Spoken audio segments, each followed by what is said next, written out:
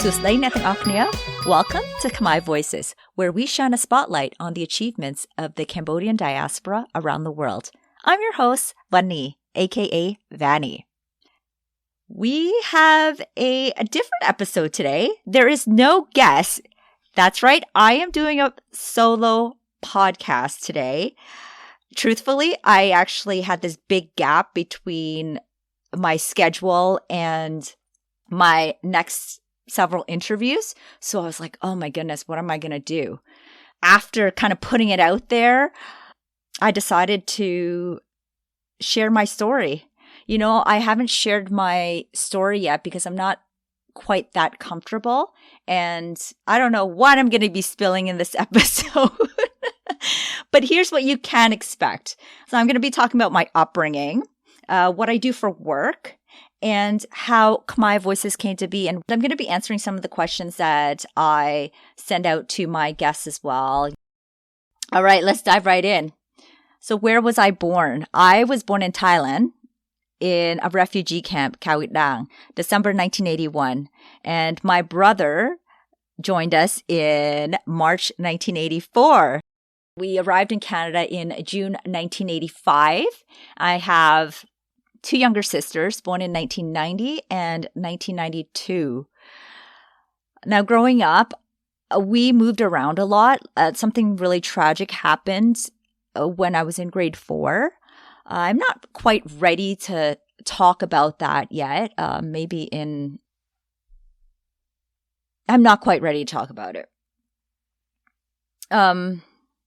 Yeah, so we moved around a lot because up until grade 4, we lived in this apartment complex called Stinson, which if you listen to my first episode with Tia M, she was there too. Like there was a lot of Southeast Asians living in the apartment complex of like 4 or 5 buildings.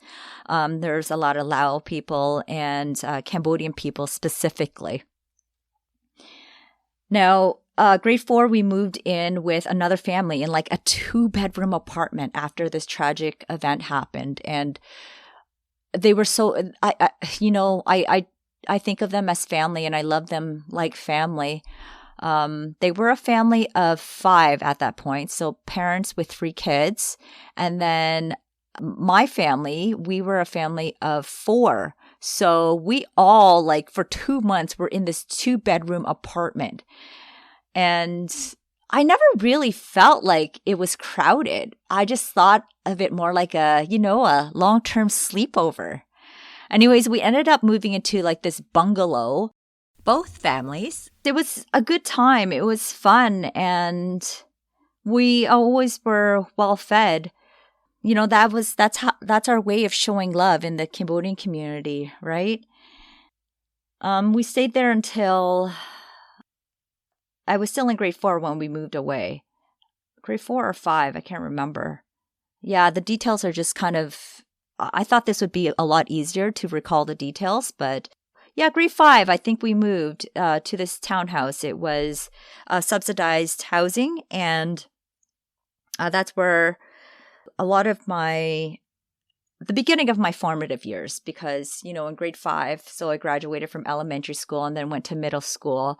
I remember just feeling mad all the time because my parents wouldn't let me do anything.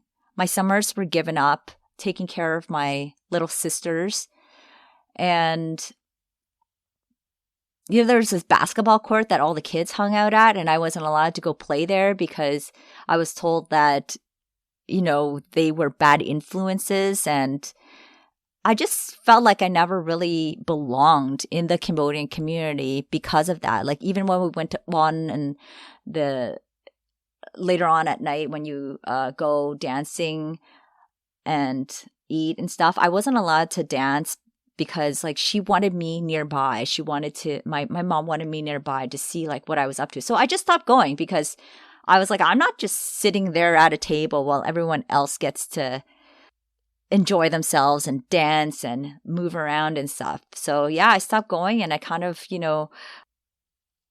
didn't really want to, I didn't care to be part of the community because I just wasn't allowed to do anything fun.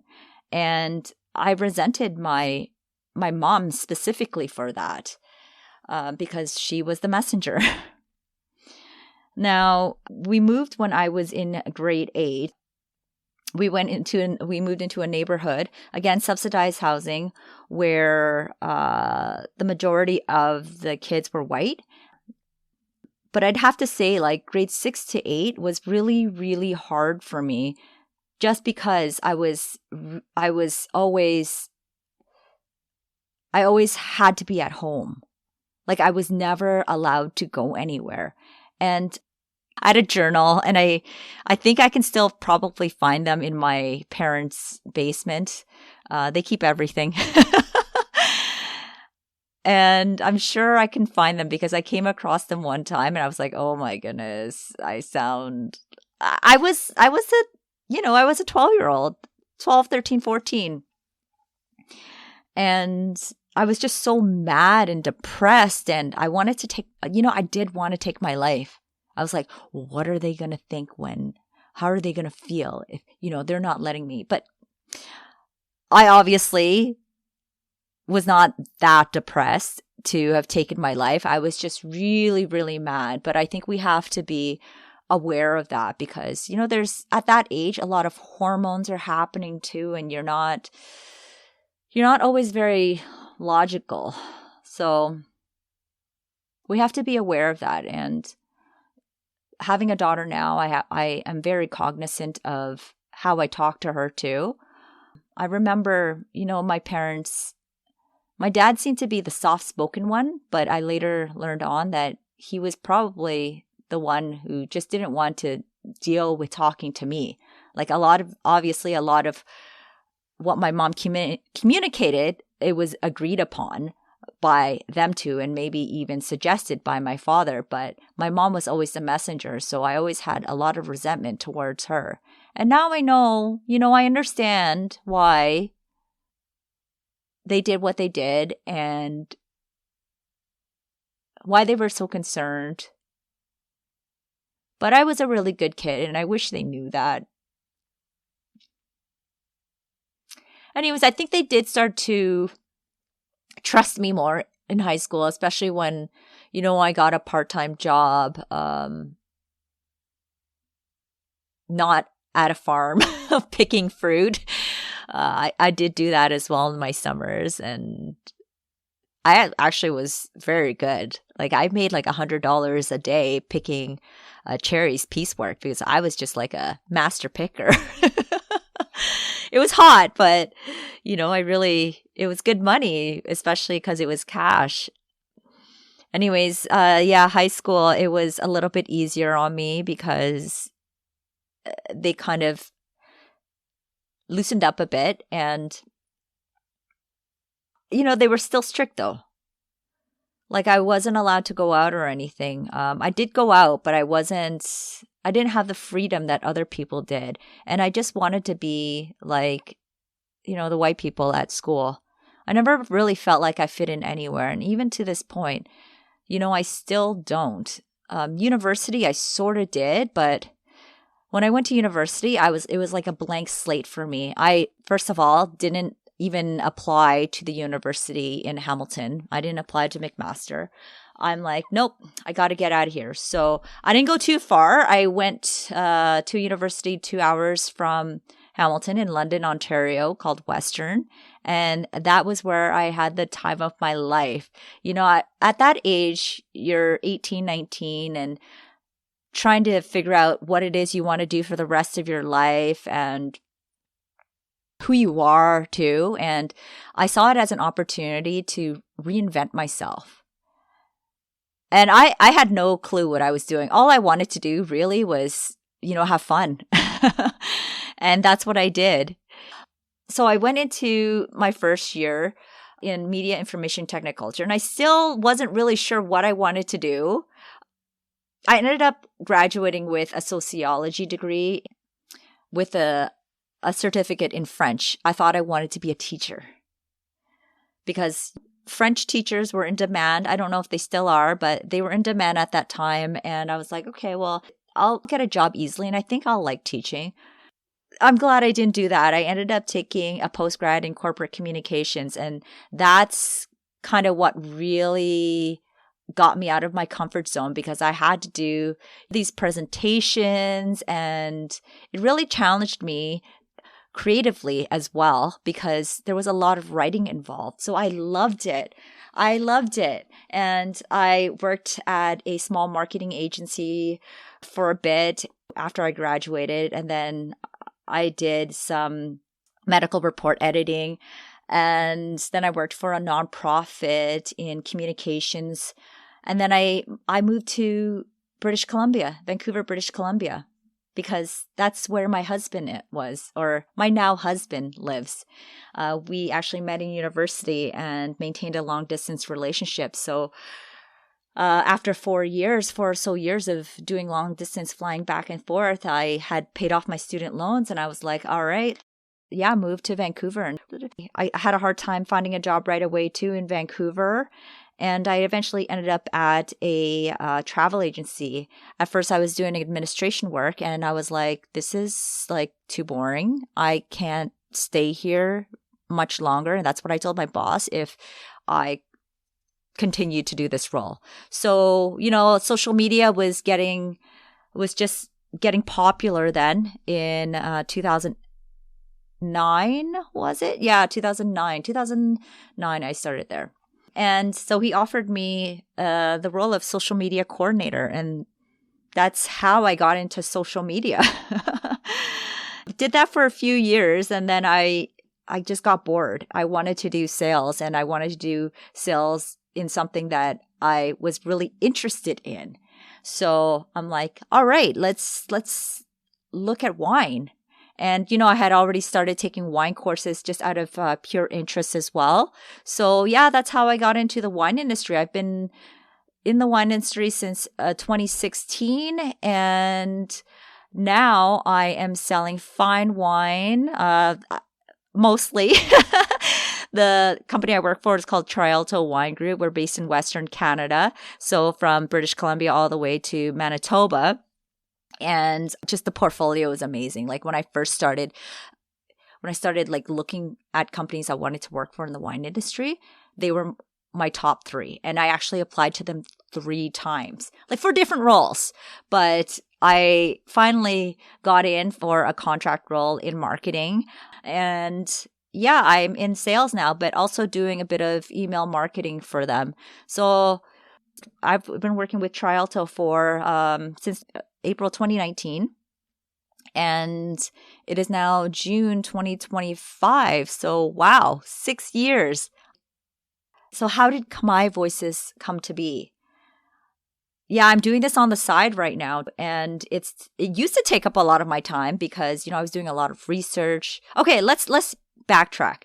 In 2020, during the COVID pandemic, that's when I was like, what the heck? There's more to life than this. I was doing the digital marketing at Trialto, the company that I currently work for. And I was like, my daughter was sitting in front of the TV for hours on end because daycares were closed and everybody was working from home. And I had this existential crisis. Like, there's more to life than this. My daughter has to sit in front of the TV because there's no one to take care of her, because we weren't allowed to see other people outside of our, I forget what they call it, but basically outside of our household to prevent the spread of COVID. Eventually they loosened those restrictions, but it was really hard for like the first 2 months. And I wanted to do something. I wanted to do something different. I had like a wine Facebook page and a wine blog as well. And I considered rebranding, and I was like, do I really want to do this? Like, is this what I'm super passionate about? Like, it was fun learning everything about wine and talking about it, but like, does it really matter to me? Does it? And I realized that it doesn't. Yeah, so it wasn't until 2020, when this existential question that I had because of what was happening around COVID and the Black Lives movement, what they said and what they shared, like all their experiences, like it really, it touched me and it spoke to me, and I felt there was more purpose than what I was doing. So I kind of sat on it for a bit, and I had this urge to learn more about my heritage too. We were basically ripped away from our culture, from our country, and put into this new society. My parents, they had to navigate this foreign country, not knowing the rules, not knowing the expectations, not knowing the language fluently. And they were able to do it, but it was hard. And in the midst of all that, they didn't have the energy to pass down our culture and the learnings from our culture to their children. And partly also, I have to say that I wasn't keen on asking them either. I just wanted to fit in, So yeah, it sat with me for a long time, and it wasn't until 2023, the end of 2023. I'm not quite sure how it came to me. I think as I got older as well, and as my kids, they are 4 and 7 right now, but looking at my kids, I realized like they don't know anything about our heritage. And I think that the Black Lives Matter movement really kind of nudged me. Yeah, it was in the end of 2023. It came to me, and then I started doing a lot of research after Christmas. I bouncing the idea off my husband and my friends, and they're like, "Wow, that's really niche." I'm like, "Yeah, well, it's going to resonate with a lot of people because, the people listening to this podcast are of the Khmer diaspora, but I'm not surprised also that I do have some people who are allies to the Cambodian community and who are friends with Cambodian people. Because the stories that we're sharing here on this podcast, the struggles, the details of what we went through may be unique, but the feelings that we experienced from them, they're universal. It gives us a better understanding of who we are. Oh, let me backtrack. Okay, let me finish. So it was 2023, came up with the idea, and then I started doing tons of research the beginning of 2024, seeing if there's anything else out there because, I was really interested in learning about my heritage. But I found that a lot of podcasts on Cambodians were either, based in Cambodia, and it was more about like politics and the society in Cambodia, or it was about Angkor and the genocide. So I approached this podcast wanting to focus on our joys, healing through joy, as opposed to focusing on our trauma. So, we obviously have to address the trauma, but why not even cover joyous parts of our lives?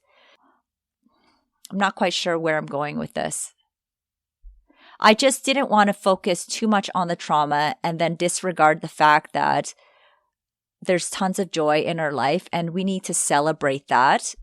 I did a bunch of interviews. They weren't the best in the beginning, but I noticed that they are getting better. I hope you guys think so too. And yeah, it was launched in mid-October, and now it is almost mid-June, and yeah, that's about 8 months in. I feel so fortunate to be working on something that is filled with purpose, that is helping others heal, including me. I don't know how. I think like celebrating our joys because of all that we've been through is very therapeutic.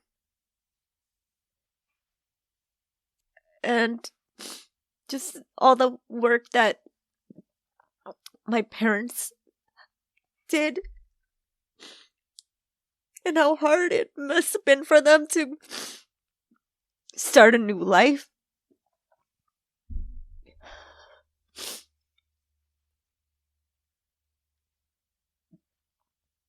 Yeah, it's very therapeutic. I've met a lot of people that I admire as well through the podcast.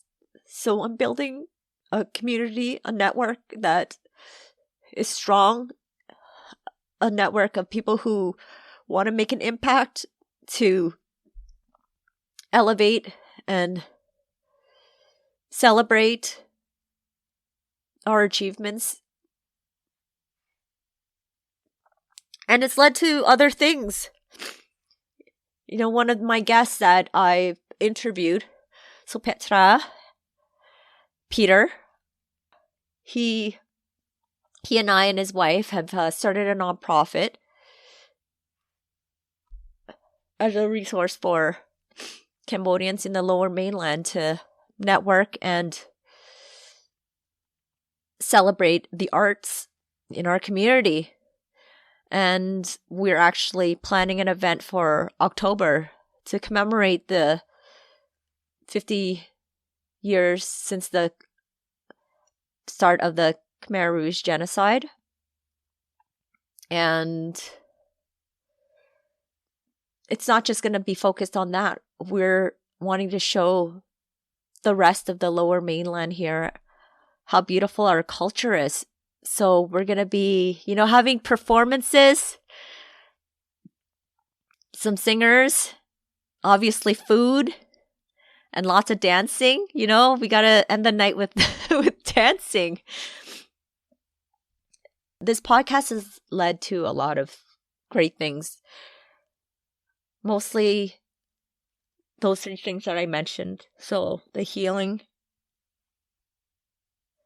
that sense of connection with a community that has gone through the same thing as me, and just opportunities to do more impactful work.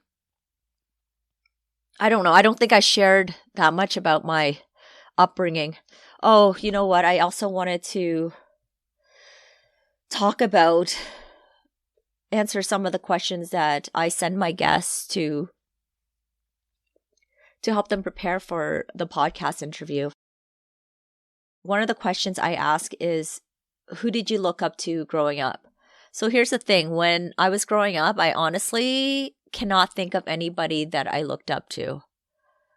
I was always thinking like, I'm going to pave my own path. And I think that was a necessity, because when you see that there are people who have advantages that you don't have, like, how can you look up to them? Who inspired me at a professional level? I think this is something that I strive to do better at. I do want to look for some mentors. I'm still of that mentality like, hey, I'm going to pave my own path. I don't know. I do want to improve my podcast. So if there's someone that you think that I should reach out to regarding, you know, how I can grow this podcast and maybe monetize it in a way without having annoying ads, I'm game. Like, please let me know. Because this podcast is time consuming. I have 2 young kids, a full-time job. And although I do love it, and I'm gonna keep doing it whether or not I make money off it, it would be something that, it's something in the future that I'd like to take advantage of. Who inspires me now? Well, everyone that I've had on the podcast inspires me, because they've been through a lot as well. They've faced adversities. They're very resilient. Some people that come to mind that I admire from the online world is Satara of Khmer Renaissance. Like every post he shares on Instagram is just so evocative. And I admire the work that he's doing, educating, holding space for people. And I admire what Dorothy from Death of Cambodia is doing as well. And I think they are a lot younger than me. I mean, I'm 43. I don't know exactly how old they are, but I don't think they're in their 40s yet. I admire this generation. I admire the younger Cambodians out there who are putting themselves out there and doing a lot of the work that I wish I had started doing earlier on. But it's better late than never, right? And speaking of that, I did get a message today on Facebook from a new listener, and it touched me because his message basically, sorry, I'm crying a lot more than I expected. These are joyful tears now, not sad. Listening to all these role models in our community now, just hearing about their stories and their struggles, I can relate to a lot of it, actually. I always thought, oh, it was just something like I was kind of going through or whatever, the struggles we had in our communities to kind of make it, I guess, make it to the American dream or whatever, or make it to whatever we define as success. But yeah, what you're doing needs to be more of it, that's for sure. I wish this happened a long time ago. I wish we were coming out a long time ago, because now that I hear it as an adult in my career, I often wonder, wow, like maybe this could have changed a lot of the pathways for a lot of us if we heard this kind of stuff, heard this kind of feedback when we were younger. Because our parents, a lot of our parents, communication was a big issue, right? They would talk to us about things, but they would never really talk to us in a way where we understood where they were coming from. It was just kind of just do as you're told, right? But yeah, really good job. Really proud of you. So I would say with the podcasts, how they speak to me is that I think of them as almost like speaking to a younger version of myself, if that makes sense. So me being an adult and all now, established in my career and everything, I look at it when I hear the guest speakers speak, it's almost like they're my mentor speaking to my younger self, like my 10-year-old self, my 13-year-old self, 16-year-old self, and so on, right? Because it's sort of like you're filling in gaps of advice you should have had. That's kind of how it feels like. I don't know if that makes sense, but that's how it benefits me.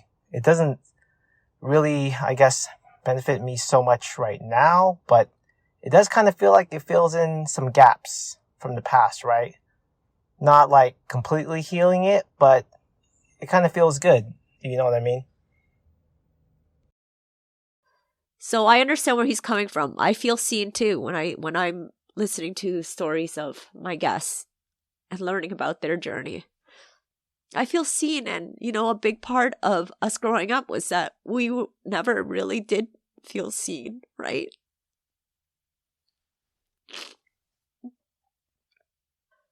Okay. Pretty hard to talk when you're constantly blowing your nose and wiping your tears. So I'm gonna end this podcast soon, this episode soon, because I'm getting really stuffed up here. What advice would you give your 16-year-old self or 20-year-old self? I think for my 16-year-old self, I'd say just go and do what feels right. Do what feels right, and the pieces will fall together. This is how Khmer Voices started. There was something in me that felt like that needed to be fulfilled. And I just kept exploring, and I just followed this gut I had. And now I feel like I'm creating something big for myself. I don't mean big as in like, oh, I'm going to be a famous podcaster, but like, this is getting to a level where I didn't know it was going to go. And I'm for it because, like I said, it's been healing and very therapeutic for me. And what advice would I give my 20-year-old self? Just go for it. Don't think about what other people will think of you. It's not their life you're living. You're living your own life. Now, I usually end every episode with what are one or two things that you want listeners to take away from your story. I think the takeaway from my story with Khmer Voices is to keep exploring and don't ignore that feeling that you have, that there's something that you're meant to do, something else that you're meant to do. Perhaps in place of what you're currently doing or on top of what you're currently doing. And to always take action. You know, action leads to opportunities. If I didn't start the podcast, I wouldn't have met like so many amazing people. It's just these little things, just the universe has aligned with the actions that I'm taking to become the person that I strive to be. So yeah, action leads to opportunities. So just keep on moving, keep on exploring. Those are my takeaways. All right, so that was a peek into your Khmer Voices host. I hope you enjoyed the episode, and if there's something that you want me to cover, you know, shoot me a DM on Instagram or wherever it is that you find me on social media. I don't know if this episode is well received. Perhaps I can do another solo episode sharing more of my story. Yeah, if you liked this episode and Khmer Voices in general, be sure to share it with someone you think will enjoy it too. សូមអរគុណច្រើន for listening បងប្អូនក្មួយអ្នកទាំងអស់គ្នា. We'll be back in 2 weeks.